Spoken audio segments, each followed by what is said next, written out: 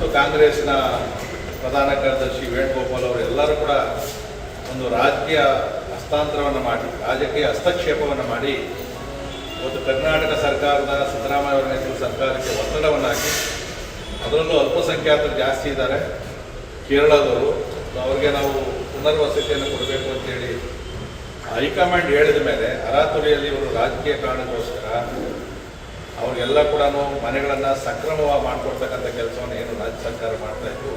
ಇದನ್ನು ವಿರೋಧಿಸಿ ವಿರೋಧ ಪಕ್ಷವಾದಂಥ ಭಾರತೀಯ ಜನತಾ ಪಾರ್ಟಿ ಮತ್ತು JDS ಮಾಧ್ಯಮದ ಮುಖಾಂತರ ಮತ್ತು ಸ್ಥಳ ಪರೀಕ್ಷೆಯನ್ನು ಕೂಡ ವಿರೋಧ ಪಕ್ಷದ ನಾಯಕರ ನೇತೃತ್ವದಲ್ಲಿ ಹೋಗಿ ಅಲ್ಲಿ ಏನೇನು ನಡೆದಿದೆ ಎಲ್ಲ ಮಾಹಿತಿಯನ್ನು ಕೂಡ ಸಂಗ್ರಹವನ್ನು ಮಾಡ್ತಾ ಇರ್ತಕ್ಕಂಥ ಸಂದರ್ಭದಲ್ಲಿ ನಮ್ಮ ರಾಜ್ಯಾಧ್ಯಕ್ಷರಾದಂಥ BY ವಿಜಯೇಂದ್ರರವರು ಒಂದು ಸತ್ಯಶೋಧನಾ ಸಮಿತಿ ಅಂತೇಳಿ ನಮ್ಮ 5 ಜನ ತಂಡವನ್ನು ರಚನೆ ಮಾಡಿದ್ದಾರೆ. ಅದರ ಮೊದಲನೇ ಸಭೆಯನ್ನು ಇವತ್ತು ನಾವು ಮಾಡಿದ್ದೀವಿ. ಇನ್ನೂ ಒಂದು 2 ಸದಸ್ಯರು ಹೊರಗಡೆ ಇರೋದ್ರಿಂದ ಅವರು ಬಂದಾದ ಮೇಲೆ ನಾವು ಸ್ಥಳ ಪರಿಶೀಲನೆಯನ್ನು ಮಾಡ್ತಕ್ಕಂಥದ್ದು.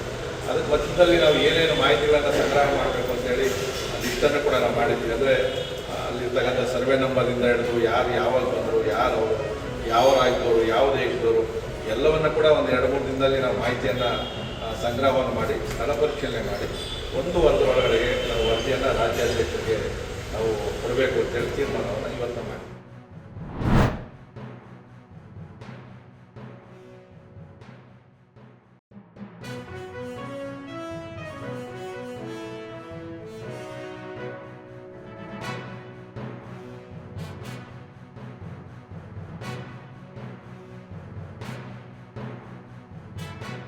ಇವತ್ತು PDA ವ್ಯಾಪ್ತಿಯಲ್ಲಿ, ಬೆಂಗಳೂರು ನಗರದ ವ್ಯಾಪ್ತಿಯಲ್ಲಿ ನಾವು ತೆಗೆದುಕೊಂಡಂಥ ಅನೇಕ ಕಾರ್ಯಕ್ರಮಗಳಿಗೆಲ್ಲ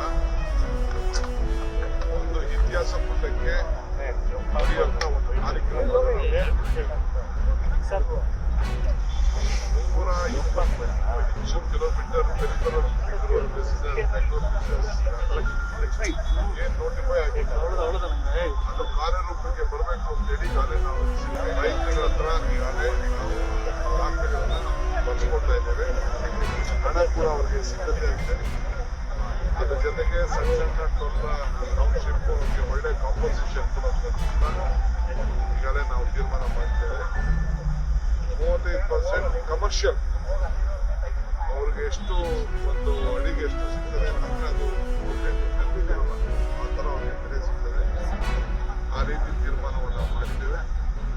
ಇದಲ್ಲದೆ ಇದಾದ ಮೇಲೆ ಮುಂದಕ್ಕೆ ಇಲ್ಲೇ ಇನ್ನೊಂದು ಟನಲ್ ಬರ್ತದೆ, PDA ಅವರು ಮಾಡ್ತಾರೆ. ಒಂದು ಕಟ್ ಅಂಡ್ ಕವರ್ ಪ್ಲಸ್ ಇದನ್ನ ಎತ್ಕೊಂಡು ಹೋಗಿ ಬೇಕ್ರಿ ಸರ್ಕಲ್ನ ಎಡಗಡೆ ಬಲಗಡೆಗೆ ಹೋಗಿ ಅದನ್ನ